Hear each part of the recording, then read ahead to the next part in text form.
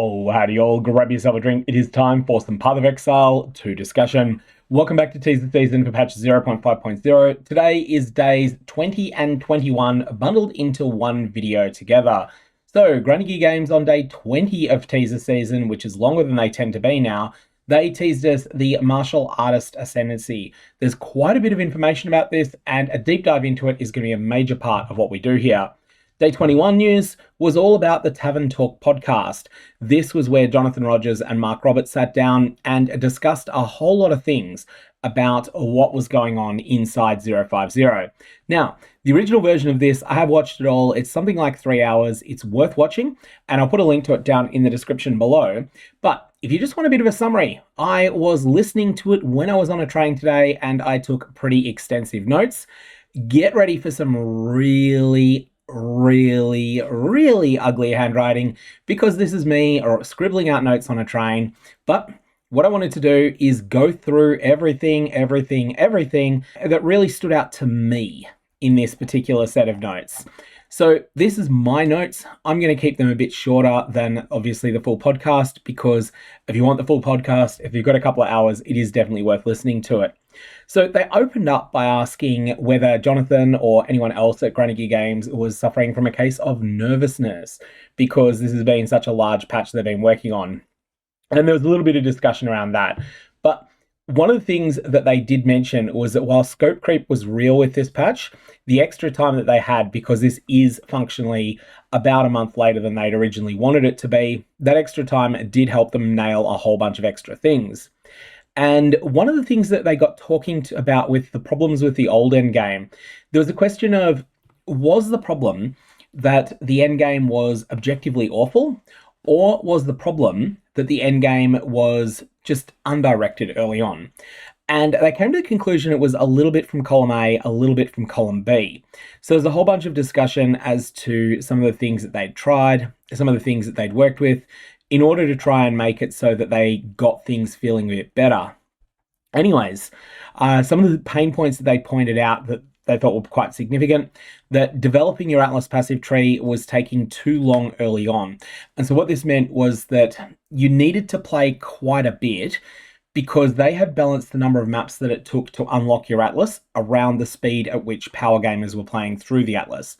So power gamers were playing through it, they were feeling like the progression was about right, but rookie players might be spending 15, 18 minutes in each map that they're running, and for those players, it just felt like they were not making any meaningful progress at all, and they were tending to bounce during there. They basically decided that with the 050 overhaul, they wanted to address some of those problems. And one of the things that they've done since is make it so there are some clear shortcuts. If you know exactly what you're doing with the way that you play through the Atlas content, then you'll be able to do things a lot faster. And that will make for something that I've got in my second page of notes, which is that the playthrough is very different on a first and second experience. But one of the thoughts that they wanted to have is that if you're a very well-established, very familiar player in Path of Exile 2, they want you to be able to pretty much beat the fortress really quickly, then go and have fun out in the Infinite Atlas area. And the intention is that that's going to be juicier than it used to be once you've completed the fortress. So that is their broad strokes overview as to what they think the optimum strategy is going to end up looking like. They have also mentioned that they feel like the community expectations for the degree of changes that are found in Acts 1, 2, and 3 are perhaps a bit smaller than what they've actually done. So they think that they've done some really substantial work there. They called out specifically the Madeline waterways, which was a zone I never really minded. But anyways, they've decided to make some changes there to make that slightly smoother. But there's also a bunch of other things, like making the Act 3 zone that has Viper Napuazzi in it. They've decided to make that one shorter as well. Once you slay Viper, that's kind of it now. You don't need to fight through a whole bunch of extra content before you're able to exit that zone. And there'll be a bunch of things like that that just make the rest of the area smoother. One of the main topics, I feel like this was probably the single most interesting part of the entirety of the discussion between Darth, Ghazzy, Johnathon, and Mark, was the divergence of player experience between people who know how to make a powerhouse character and people who just sort of do whatever seems intuitive and wind up with a fairly weak character. So what Johnathon did was he deliberately did the latter. He deliberately went through the game playing on a character that was quite suboptimal, not outright terrible. So it's not like he's gone out of his way to go, oh, what are the keystones that work together the worst that you could possibly do? You know, things that undermine your energy shield at the same time as having chaos inoculation or anything like that. No, it's trying to make something cohesive. And one of the approaches that he took was leveling a character that was very, very defensively invested. So this character was all pure defense and then ends up getting through to the end game and just not having enough damage. Really, really struggling with the amount of damage that was needed there. And that was something that he found was becoming quite a bit of a problem. And there's been a bunch of work that's been done to try and address some of that. One of the things that I'd pointed out in the patch notes I actually thought might end up being a net negative for rookie players was the fact that they're reducing monster density in the interludes. Now, my concern here is that rookie players are going to go through the interludes and find that they're just falling behind on gear because they're not getting enough gear to make up for the fact that their characters probably made a few build mistakes that's leaving them a bit behind where they might be. So they might be using wrong support gems and things like that. So that is something that I'm a bit nervous about, but that was actually made with the intention of improving the play experience for that specific section of the player base. On top of that, they've also done a pass of recommended support gems because Johnathon found a lot of the time he was using the recommended support gems and getting very, very disappointing results. Now, one other thing that Johnathon also mentioned, I think this was a really good point, something I hadn't really thought of, that when you're playing a really high defensive character, one thing that you don't notice, you allocate defensive nodes, you don't notice the improvement immediately. Whereas on the flip side, if you allocate really, really good offensive nodes, you immediately notice, oh, now I'm clearing better, or now my single target just feels explosively better than it was before. But if you do the same thing with defenses, you don't really notice it. But there were times that Johnathon noticed that his character would have died if it wasn't for his investment in defenses. So he had his Runic Ward break at one point, or his life broke and started bleeding through to Runic Ward, however that ends up feeling in the end. One of the things he noticed is that there was no in-game feedback when that happened. So they've gone and changed it and added in a sound alert when that happens. And one thing that anyone that's ever played EVE Online, everyone that's played that game has a memory of the hull alarm. I'm one of those people who quit EVE back in 2020, so something like 6 years ago, and I still think I would probably jump if I heard the hull alarm sound. So that's the damage that you take. I guess in EVE, this would be the equivalent of taking damage to your Runic Ward. You have a defensive layer, which is your shields, you have a defensive layer, which is your armor, and then after those are completely depleted, then your ship takes damage to its actual hull, and most of the time, this is just the last second before you explode. But in rare circumstances, you do actually survive after getting there. You'll consider this being the equivalent of falling under 10% life in a lot of other games. And there's this alarm sound that goes off, and it really gets your attention. You can't ignore it. And that is something that I have put here as a note. This wasn't explicitly mentioned by Johnathon or Mark, but that seems like something that they've decided they want to try and replicate, even if they've developed it independently of EVE Online. Now, one thing came up next that was one of those things where I feel like sometimes the right choice is to put all your eggs in one basket. Sometimes the right choice is to put like 9 eggs in one and 3 in the other. And this was a case where I think they would have been better splitting 9 and 3, but they decided to split 11 and 1 or 12 and 0. And that is that they prioritized new content over balance this time in 050. Now, that doesn't mean that they haven't been willing to do a few things that have been really important, most notably the changes that were made to Leech, which are designed primarily to attack some of the comet spam setups that exist. But I think one of the things that really was missing here was just taking a whole bunch of underperforming skills and plus 6%ing or plus 12%ing them and just seeing if any of them end up being explosively good after that, or whether that just ends up being completely safe and doesn't really encourage people to go over and use them. That would then give more feedback for when the next time comes along, and we will get to patch 0.5.1 later. I'm just calling it 051. It's not actually clear that that's going to be Granny Gig Games' name for it. After that, they moved on to talking about what I term bullet hex. So a bullet hell is a game design technique where there's a whole bunch of spraying bullets all over the screen and you need to dodge them all, otherwise your character goes splat. A bullet heck is a lesser version of this. This either means that there's large gaps that you can pretty easily get into, or it means that those bullets don't really rip you apart if you just eat one or two of them, but that you probably don't want to get hit by a lot of them. A good example of a bullet heck in Path of Exile 1 is if you're fighting Innocence in Act 5, there's one of his abilities spams a whole bunch of projectiles, and chances are if your resistances are reasonable, you can eat a couple of them and you'll be fine, but you probably don't want to get hit by 4 of them during that. So those are the things I term bullet hecks. And you get a lot of them when you encounter a monster that's got a lot of different essences on it, because a bunch of the essence modifiers independently add a new bullet heck onto the monster. Anyways, the solution Granny Games are going for here, and I did not clarify whether this is going to make it into 050 or not, but a bunch of these cooldown-based bullet heck style abilities, they have independent cooldowns at the moment. And what they're thinking of doing is having it so that cooldown recovery actually decreases as more of these get added. So for instance, if an enemy has Conjure a Lightning Nova with 5-second cooldown and also has Conjure a Firestorm with a 6-second cooldown, then instead what you'd see is that if a monster has both of those simultaneously, instead of being 5 seconds and 6 seconds, it might end up being 6.5 seconds and 7.8 seconds. That way, whilst the monster is still getting to cast more of these skills, it's not going to be in the same sort of situation where it doesn't feel like there's much counterplay, where you just have to be able to tank them all. So the idea here is that player skill ends up being as decisive as possible, and that player raw durability doesn't feel as essential as it does now when a monster can have 4 simultaneous bullet heck abilities going off. Another thing Granny Games want to do is get their core fundamental numbers right, and they don't feel that they've got these all correct yet so far. After this, map curse mods are getting made rarer, and the goal here is just to reduce the amount of spammed abilities that are filling your screen all the time. Now, something that might end up annoying some people, but I don't think this will end up playing badly.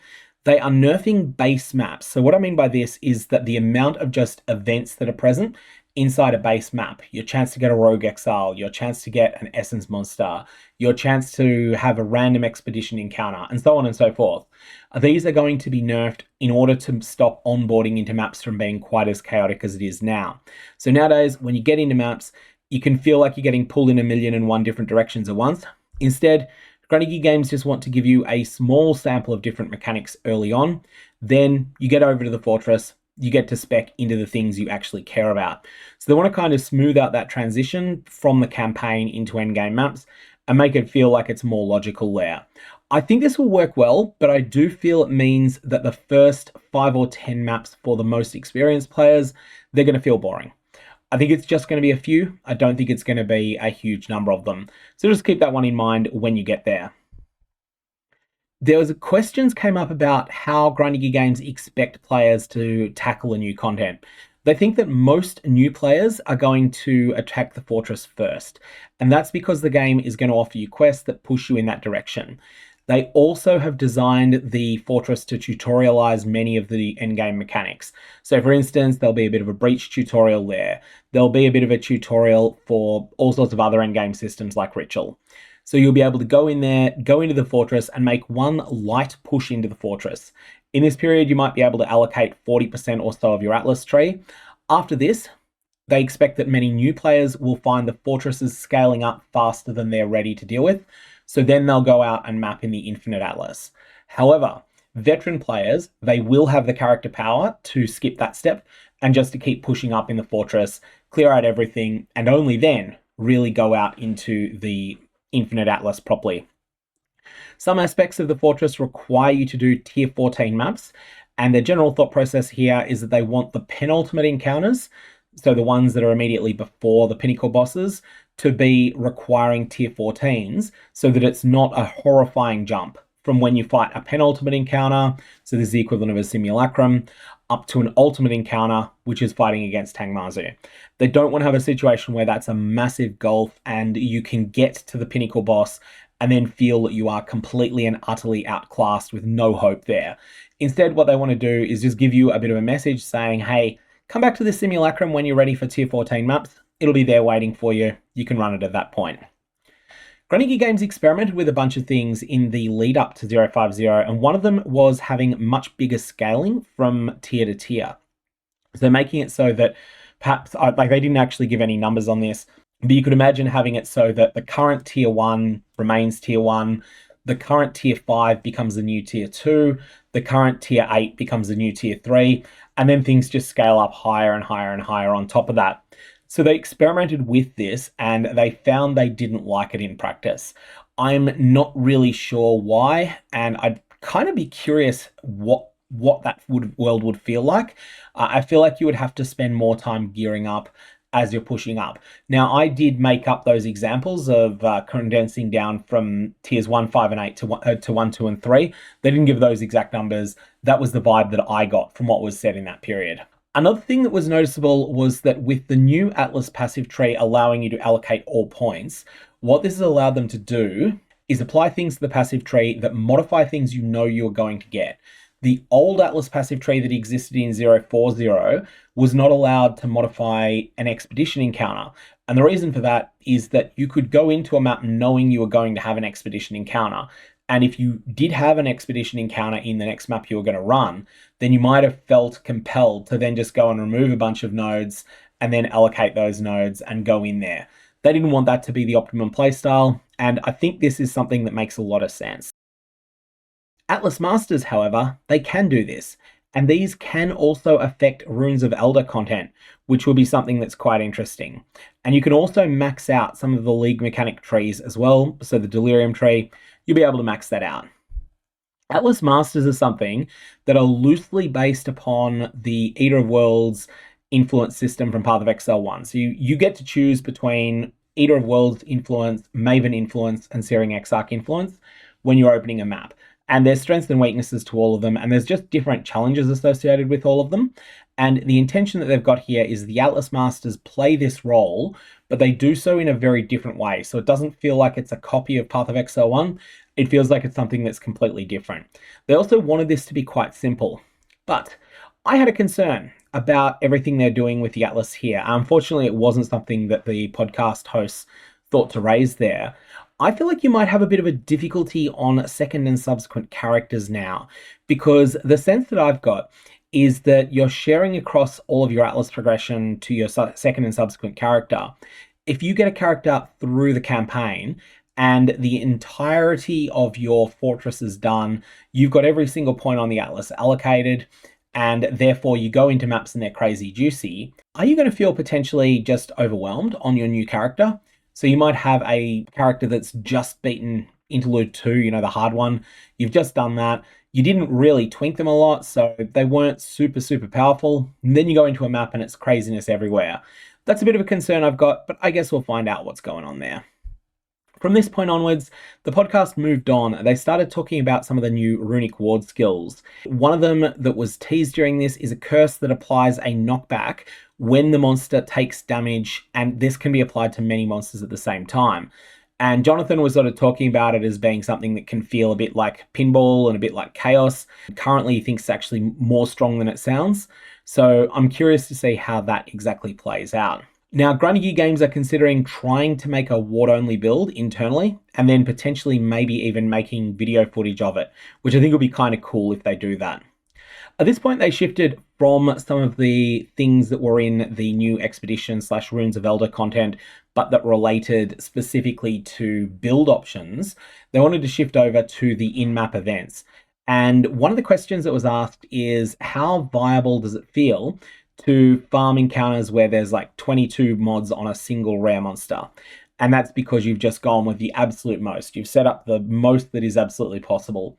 And I thought that it could potentially be a viable strategy, but that players might make a map-by-map strategic decision. So you'd have a look at what the specific recipes are that are available. If you're not interested in any of them, then you might just try and make the longest chain possible in order to fight as many and as juicy rare monsters as you could. Failing that, you might then decide, oh, I'm going to do something else instead. The change that was made that I was a bit critical of, or not really critical, but hesitant of when the patch notes came out to expedition timing. And what this is that when you have an expedition chain, most of the monsters from the first wave need to be slain before the second explosion goes off. and so on and so forth. This was internally controversial, and upon trying both of them, it seems like most people inside GGG thought it was better after the change. There was something that was interesting that came up next, which was them talking about secrets. Secrets players aren't meant to know about, and that, that there's meant to be some sort of real world discovery process that takes place. Someone finds something, they keep it secret, they start selling the items that come from it on for a while, then eventually someone else finds it, it goes up on Reddit, and immediately everyone that wants to try and play around with it is able to do so. So one of the things that came up here was that the 9 and 10 length expedition chains, these were meant to be a secret. They're meant to be very obvious when they come up that something special has happened. And unfortunately for the plans for this to be secret, they ended up getting included into the patch notes. So they ceased to be a secret then. But Grinding Games did mention there will be something secret about Beric's rings, and it will not be easy to find. So Beric's Grip, Beric's Pass, and Beric's Respite are 3 items that exist in Path of Exile 1, and they're going to be coming to Path of Exile 2, at least some spiritual successors to them will. We don't have much of the details of them. In Path of Exile 1, if you take all 3 of these items and you vendor them in the same transaction to a vendor, then you receive a unique ring called the Taming back. Now, the Taming was not listed as a unique item that's being added in the patch notes, but there may well be something that provides access to this item, a Path of Exile 2 version of the Taming, and that is something that contradicts what I had thought when I was reading through the patch notes, if you're following my live stream on that. There is definitely a secret about the Beric's rings, and Johnathon thought it would be quite hard to work out, or maybe it was Mark. One of them thought it was going to be quite hard to work out. Back on the Atlas Masters, Doriani can partially terraform tile sets, which could be quite interesting, but I'll have to find out exactly what that is. We'll get more information on it later. One major thing Grinding Games turned to next was the questions of the new player experience, league mechanics, and early zones. And something I hadn't realized is that the entire reason Grinding Games put in the present day temple, this temple had entirely different tile sets, entirely different monsters that were created just for it. And the reason that Grinding Games did this was entirely for the new player experience. They didn't want a situation where players went from fighting wolves in Act 1 all the way through to fighting Vaal monsters in the height of the Vaal Empire. Instead, they wanted you to be fighting something that felt only a slight upgrade in epicness from what you were fighting in Act 1, so that then it wasn't some massive shock when you went back. And they did an enormous amount of work to get this right, and it's one of those things that I wouldn't have noticed, but that actually does make quite a lot of sense. The next thing is something that's quite a jump away from that, and that was the podcast started talking about the questions of different leagues, what should be best at what, and they came to the conclusion, and this is something that's quite different to what they've thought in the past. Each league should be the best at 1 to 2 things. They do not want one league being the best at everything, and as a decision that they've made, Breach should have the best amulets. So those of you that are Path of Exile 1 players, you know that Heist has the best amulets in the game. They are fine with Breach being the place where you get the best amulets in the game in Path of Exile 2, and they're okay with the fact, even though they're a bit hesitant about this, but for now they're okay with the fact that this is going to mean that amulets that drop on the ground are basically going to end up being trash once you get to endgame. Breach is the place that the best amulets in the game are going to come from, and a little bit of information was given out about what the Absent Amulet does. You might have seen this talked about a little bit on Reddit. It was one of the most talked about things about this podcast, but the Absent Amulet is going to come in 3 forms. The more common form, and I feel like this one is just going to be uncommon, but I could be wrong, it could actually be rare. It's going to provide a spirit skill for free. That spirit skill is going to be a 30 spirit reserving one. The middle one is going to provide a 60 spirit reservation skill for free. And the very rare one is going to provide a 100 spirit skill completely free. So these things are going to be absolutely bonkers, especially when they are, well crafted on after that. So definitely keep your eye out for these things, but also expect them to be very rare. Expect these to be super, super chase items. These are not going to be things that you can reliably get in solo self-found. Instead, they're going to be treasures across an entire trade league.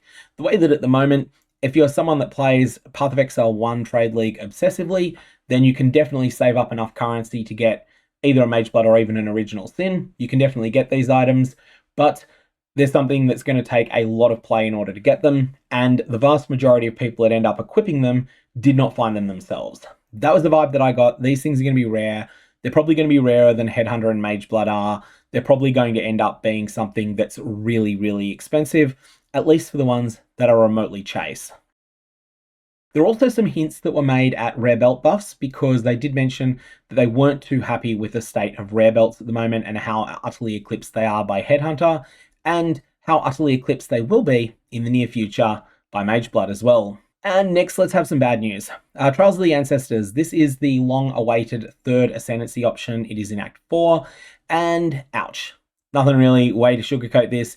It may even miss patch 1.00. So if that's the case, we're still going to be ascending through the Trials of the Secomers for the first one, and then your choice of the Trials of the Secomers or the Trials of Chaos from there onwards for second, third, and fourth.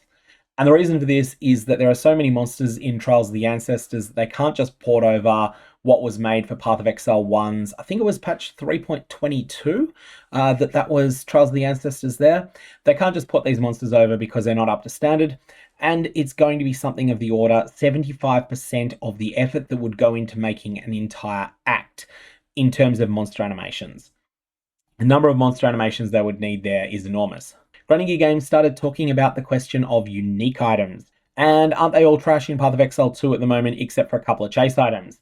So, Runic Games are struggling a bit with designing uniques, and their vision for the future with unique items in Path of Exile 2 is that they need to be quite different to what exists in Path of Exile 1. In Path of Exile 1, it's typical for players to focus heavily on using one skill. And yeah, sure, you've got some utility things around it, but you're mostly killing monsters with the same skill.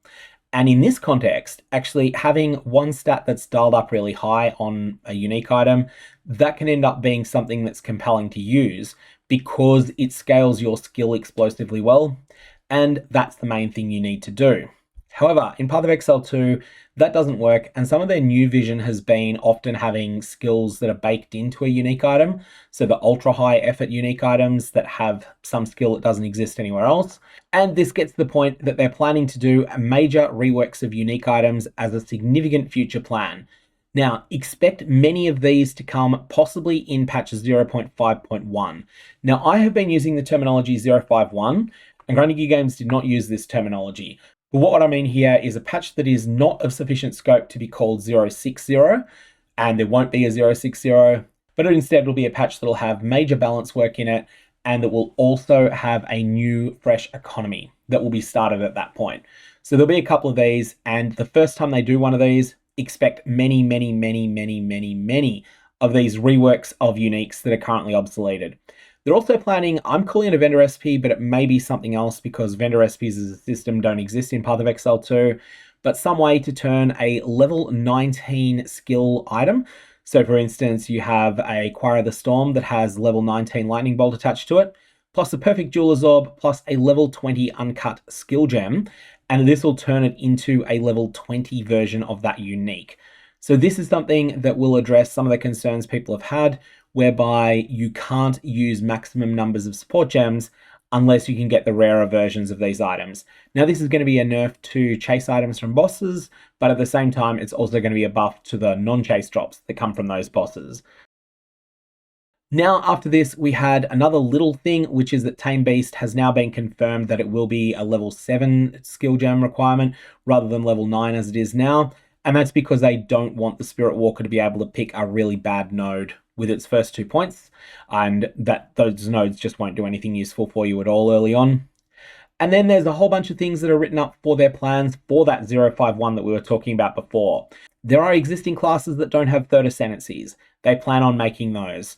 There's unique reworks, there's skill balance, there's new skills that fill holes. So not talking necessarily about new skills around which you would build an endgame, but new skills. For example, the monk is notoriously bad with a quarterstaff really, really early on. So there may be new skills that give a bit of an extra boost to a quarterstaff monk very early on. Now, they didn't actually explicitly promise that it would be for the monk. That's just the sort of thing that they're talking about there. Passive tree reworks, chaos damage fixes, and ignite fixes were also on the list. After that, there were three last things that came up in a rapid fire question and answer section. So firstly, there was the question, will there be content that Path of Exile 1 players might term aspirational?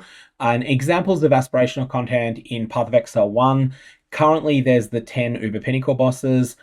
In previous versions of the game, there was also Wave 30 of the Simulacrum, and also the Flawless Breachstones were considered aspirational by many. And on top of that, you also had going very, very, very deep in Delve. So realistically, more than about 1200 depth in Delve. All these areas that felt completely oppressively difficult unless you had a character that was extremely strong. So that's aspirational content. It is not their plan to have aspirational content in the game yet, because they don't want a situation where players feel like it's necessary to be able to judge your build to be a success, that it can slay all 10 Uber Pinnacles or something along those lines. That said, there will be ways to juice up the Pinnacle bosses through the Atlas passive tree, and with some of those options, they can be fairly rough. A second comment that came up here was that the Recombinator is completely gone. That's already been mentioned, but so too will be the Expedition shops. They're just gone, kaput, splat, taken out of the game entirely. They were something that was brought over from Path of Exile 1, actually both of them were, and they were brought over in a weaker state than they exist in PoE 1. They never really found a home for the Expedition shops, and the Recombinator, whilst it did find somewhat of a home, it was something that most people who used it got negative results from.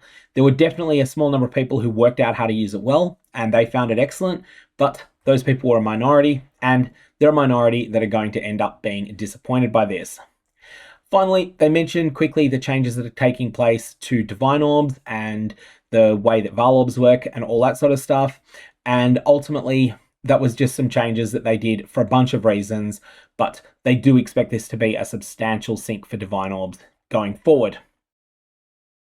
That was all of the discussion of the Tavern Talk podcast. That's sort of compressing it down from multiple hours down into about half an hour. Next, we're going to go and take a look at the Martial Artist Ascendancy. This is really cool. There's a lot to look at, and there's going to be some real power to be had here. This does not look like it's going to be a weak Ascendancy. I feel like this could be very strong. Fair warning, if you are thinking of starting a Martial Artist though, be aware that the start can be a bit rough on a monk. It's up to you whether you want to just fight through with quarterstaves anyway, or whether you maybe even want to go outside to a different weapon and just get sort of past the first few levels on something else, just so that you can then pick up better skills later. Quarterstaff does not play all that well very, very early on. All right, let's jump over to the Martial Artist Ascendancy Showcase. As always in teaser season, what I'm going to do is I'm going to show this video, pause it frequently, so that we can dig deep into some aspects of it. The dreamer showed me a path. But through discipline and training, I have forged my own.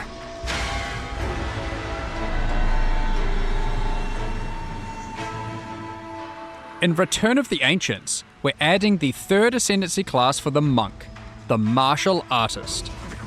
The Martial Artist took his training into his own hands and has spent decades mastering his proficiency of hollow techniques. At this point, I just want to call out something that I feel can be a misconception that you might have come along with already from this. Martial Artist sounds like you are a strictly unarmed build. You are not. Unarmed is a viable choice for the Martial Artist, but it is not required, and that's something that will be clarified later, but I did think it's just important to point out here. If you want to play unarmed, you can, but I think many players will choose not to. Building his body into the ultimate weapon. The Monk may still walk the Dreamer's path, but the Martial Artist redefines how.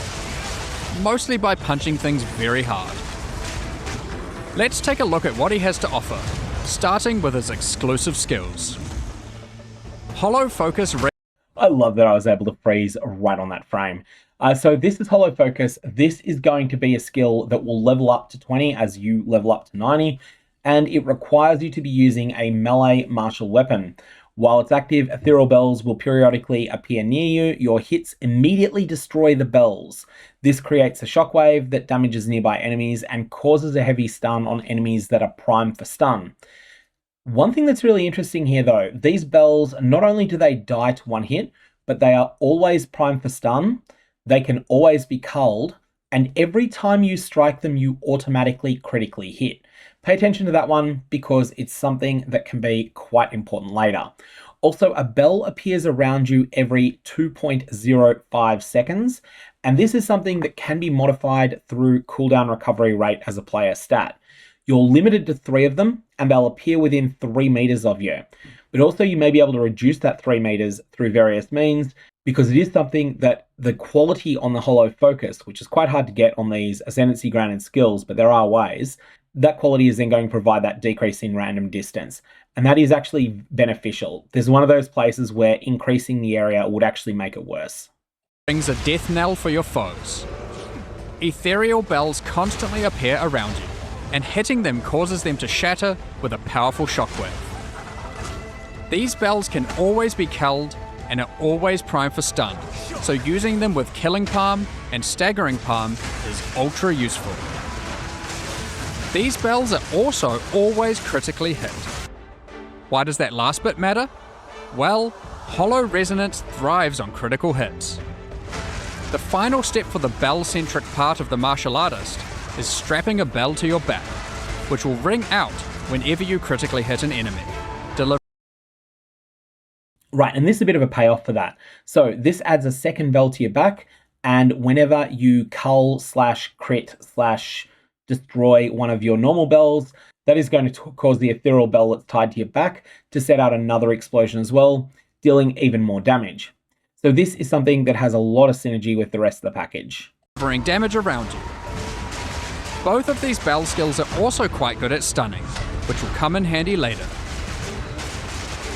If you prefer keeping your distance from the fray, Holo Form lets your astral projections do the dirty work for you. While channeling, you constantly spawn clones of yourself that attack with skills of your choice. You can also... At this point, I just want to call out how important it is that this is skills of your choice. This gives you a lot of flexibility here. So it allows you to take any skill that you want to kind of spam a bit, and you can then make it be something that becomes a triggered effect here. So potentially very interesting setup. Spend power charges to spawn triple the clones for maximum damage and maximum ruckus. And of course, the ability to essentially front load a whole bunch of these clones so that you can start a boss is incredible. And if you're able to get into a boss room with maximum power charges ready to go, you might be able to burst that boss down really, really fast. So what this is going to mean is that walking around with 3 power charges on your character, you're going to have a very, very strong panic button that you can pull off. And you're going to be able to get those charges back just by culling your ethereal bells that are caused by one of your other notables. So there's a lot of cross synergy that's going on inside the martial artist. And for the 3 of you who are thinking, but what about shapeshifting? Enjoy your meditating wolf. Of course. And I, for some reason, don't think it was only 3 of you that were thinking about that. That is definitely going to be something funny, and I'm sure that we will see some really, really hilarious things that are done in conjunction with a wyvern there. At least I hope that'll be possible, because I feel like that could be really cool. Unfortunately, not everything can be a hit, and Runic Meridians, I'm not sold on this. I hope I'm wrong on this, but I'm not really sold on this, and it's also not that clear exactly what happens when you put something like an iron rune into one of these meridians. So if you apply it to your helmet meridian, does that apply the bonus of the iron rune to your helmet that's worn, or does it apply it to your entire character? I don't think that's entirely clear here, although we're definitely going to find that out really soon as people are in game. And yeah, editing Gog here just to point out that the other thing is, how does it synergize with an item like Moroya Invictus that cares about the number of sockets that are in that item? Are the ones that are associated with your chest slot, are they considered to be socketed in your chest for the purposes of an item like Moroya Invictus? My reading is that they're not, but I'm not absolutely certain about that because it will depend upon the way it's coded. So the exact text of this might impact exactly how good it is. Of course, the martial artist has plenty to offer besides new skills, such as taking pride in his Ezomite training by tattooing runes into his flesh. Runic Meridians gives you 5 extra rune sockets to play with. Perfect for all the new runes you can find in the Runes of Elder League. If you want to focus on chaining together attacks, Martial Adept and Martial Master are tailor-made for you. And here we have something that's tailor-made for the builder-spender playstyle of playing builds involving combo as a resource. And there's a lot of support here for it. It does look fairly strong, but there's also a lot of other really tempting stuff on this Ascendancy, so I'm not sure that this will be that easy to fit. That said, there's definitely some payoffs, especially when it comes to some of the really, really potent lineage supports as well. They will definitely have some strong shenanigans here. Generating massive amounts of combo to spend on things like these, and protecting you while you do it. Remember how I mentioned being good at stunning might come in handy? Way of the Mountain covers you in a stony carapace when you immobilize enemies. Right, so this one's a bit hard to parse, and I don't feel it's described all that well here. So the way that this works is that you're going to be gaining Mountain's teachings as you're immobilizing enemies. This is going to be a fairly frequent thing, and they're going to last for a while. Now, you will expend Mountain's teachings when you're hit or when you use or sustain an attack that benefits from Mountain's teachings. So this is going to be something that you're going to gain and lose rapidly, but most of the time you're going to be gaining it faster than you lose it. That's important because while you have at least one Mountain's teachings, attacks you use yourself deal 15% more damage, as do attacks that are granted by this Ascendancy class. Enemy hits that are small, defined as 30% of your life or less, and that is after factoring in armor and resistances, those hits deal 40% less damage. However, that is only making you tankier against small hits, which is important, but it's not everything, and it's not going to help you against damage over time. It's not going to help you against big hits. You'll also have 50% more stun threshold while you've got at least one of these points. Now, my biggest concern with Way of the Mountain is what's going to happen when you fight a boss that has no real preparation time beforehand. It's not going to be active until you succeed at immobilizing that enemy. Now, as soon as you do succeed in immobilizing that enemy, you're going to get a massive amount of Mountain's teachings from it. So that is going to solve those problems then, but it is going to take a little while to get to that point. The stacks are easy come, easy go, but provide massive benefits, causing your attacks to deal a lot more damage, and reducing the damage you take from smaller hits to a tickle.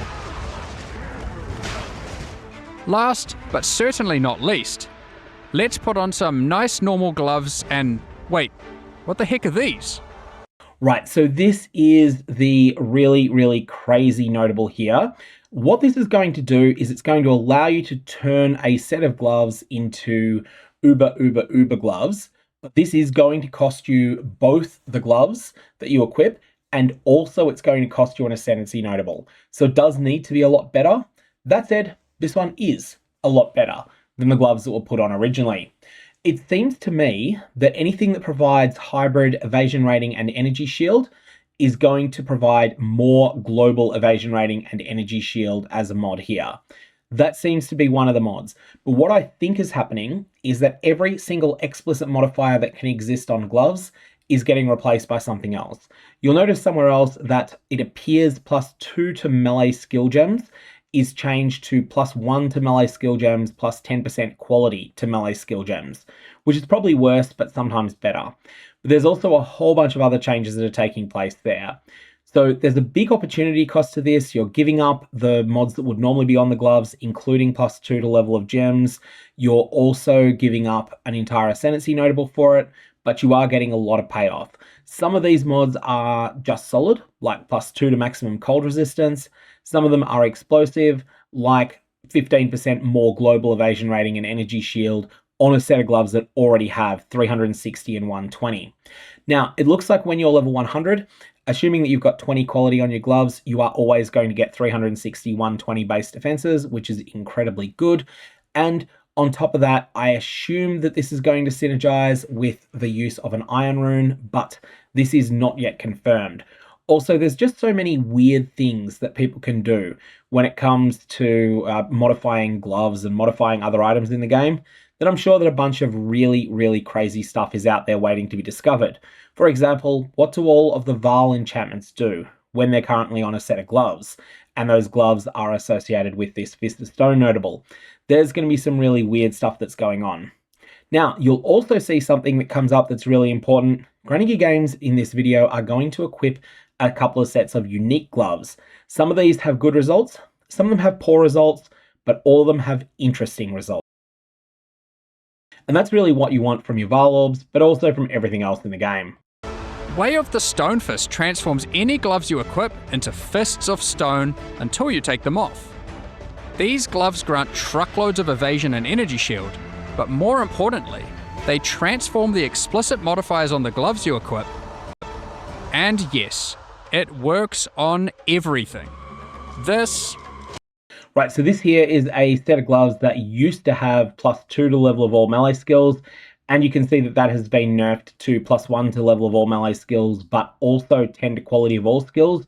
And a lot of people are speculating that these two are a hybrid modifier. You'll also notice that this has +2 to evasion rating and 1 to shield per player level, which means that the numbers on this are absolutely ridiculous. And I'm assuming that that is the flat hybrid evasion energy shield roll that was on the item previously. But perhaps most interesting is some of the things related to Onslaught that you're going to be able to see here. And there's also gaining power charges on critical hit. There's a lot of really powerful stuff. There's also some bad stuff as well. You'll notice when we look at Hand of Wisdom in action that the damage per intelligence modifier changes into a damage per dexterity modifier that is better, but the other modifier, the attack speed per dexterity, that actually gets nerfed to an area of effect per intelligence mod that is worse than it was before. So let's have a look at some of those other items, shall we? Now, a lot of people were initially excited to see, especially over on the Path of Exile 2 subreddit, that you can get Hollow Palm Technique on a set of gloves. Definitely temper your excitement on this, because the thing here is that Hollow Palm Technique is not a big investment to take on a monk character. There's other things here that are solid, but ultimately I'm really not sold on Tree Fingers here. And that's because Hollow Palm Technique, you can just easily pick it up with a passive point, whereas getting Titan's Grip is actually quite difficult on a monk if you were to want it. Now, granted, you probably don't. But then you've got here increased immobilization build-up, which is cool. You've got reduced cast speed, which is just funny. Attacks gain damage added as extra physical, global more evasion rating and energy shield, and increased area of effect for attacks. I feel like this is a disappointing item overall. I don't think it's worth an Ascendancy point and your gloves, but there's definitely power in lots of the other things you could put there, so I'm not that cut up about this one being underwhelming. And yep, even these. Needless to say, there's a...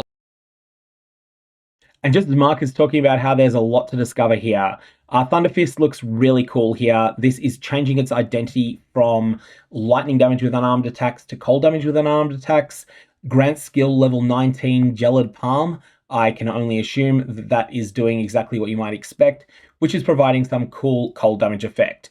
Also, the amount of cold damage added to unarmed melee hits is at the higher end of what you would get on a non-moved over Thunderfist. So I don't know whether that's always the rolls or whether there's a Divine Rage there. One thing I will point out on Sign Acquio, however you pronounce that Arbiter of Ash item, there is a piece of text on this that stretches over 3 lines that can be quite confusing. The way that I read it the first time was that the third line was independent. You have the Way of the Mountain Ascendancy passive skill. And I was thinking, oh, wow, that's fantastic. But then I realized, no, it is an if clause before that. So it is 26% surpassing chance per enemy power to gain Mountain's teachings on immobilizing an enemy if you have the Way of the Mountain Ascendancy passive skill. And I wasn't particularly impressed with that item overall. But there are definitely going to be some absolutely monstrous, fantastic items that are going to exist here. And it's going to be really interesting to see what they all are, even if the only one of these items that is directly teased that interests me is Thunderfist. So that's what the class can do, but how does it come together in practice? And at this point, we're going to be treated to some display footage of what this Ascendancy looks like. I do want to temper your expectations by, we do not know whether this is recorded with a dumpster tier rare gear that any solo self-found player can have the first time they attempt a tier 10 map, or whether this is mirror tier gear that most people playing in Trade League don't get, or whether it's somewhere in between. I'm inclined to believe it's somewhere in between, but we don't know, so just keep that in mind when you're trying to assess the power of this Ascendancy. That said, there's a lot of really cool stuff here, and I wouldn't be surprised if this ends up being the most played Ascendancy early on, and one of the more successful Ascendancies in the first week. we've got a couple of endgame builds to show you to demonstrate the might of the martial artist. First up, this snowbound executioner wields a big staff, bells, and a very well-toned body to ice out his foes. Shattering Palm and Herald of Ice mow down packs of enemies and continuously trigger the shockwaves of both our bell skills. Because we're constantly freezing enemies, we're generating lots of Mountains teaching stacks to keep the damage flowing and protect us while clearing. I've got to say that this is one of the more impressive looking effects that I've seen so far. It just looks like it'd be a really fun build to play, assuming that the power level is reasonable, but once more, we don't know what the power level is like. And we're also taking full advantage of Way of the Stonefist with this monstrous pair of gloves.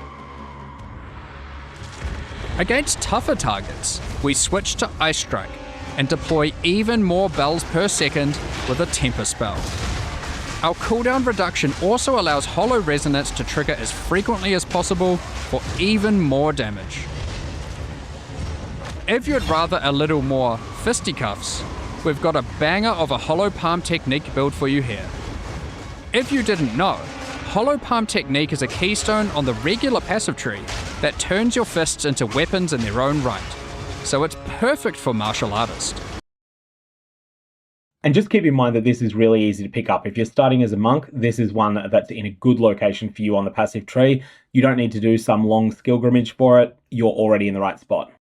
This particular build uses Staggering Palm's avalanche of projectiles to power up its whirling assault, and also gets great use out of Way of the Mountain thanks to how much it stuns enemies. But the centerpiece of the build is Hollow Form, and the huge benefits it gets from power charges. While clearing, we can rely on Killing Palm's inbuilt power charge generation. But what to do about bosses? Well, we've made sure Killing Palm can handle those too. With Culmination and Aelith's Chimes providing a power charge engine. At this point, it would be absolutely remiss of me not to point out that Aelith's Chimes is a lineage support. Sometimes lineage supports are very, very rare. It depends where it comes from. It depends what the drop rates decided to be. But whilst this has a very, very powerful effect, this is not something that you can rely upon having early. A lot of people got burnt during 040 because they had planned to use a particular lineage support, and that lineage support got really expensive, got into the high 3 figures numbers of divine orbs, and they just found themselves completely priced out of them. So do not league start this unless you've already verified that Aelith's Chimes is not very expensive, and in that case, maybe pick it up before you start rolling a character that absolutely commits hard to this particular path. And Martial Adept cranking it into overdrive, which means when a boss crosses your path, you can just do this. It is clear to see the martial artist is a well-disciplined powerhouse. So, which path will you choose? Decide for yourself on May 29th when Return of the Ancients launches. And that is the end of the Path of Exile 2 news for today and for yesterday. So a quick recap here. Day 20 was the martial artist. Day 21 was all of the details of that podcast. I'm going to leave it there. May your Varlobs have interesting results.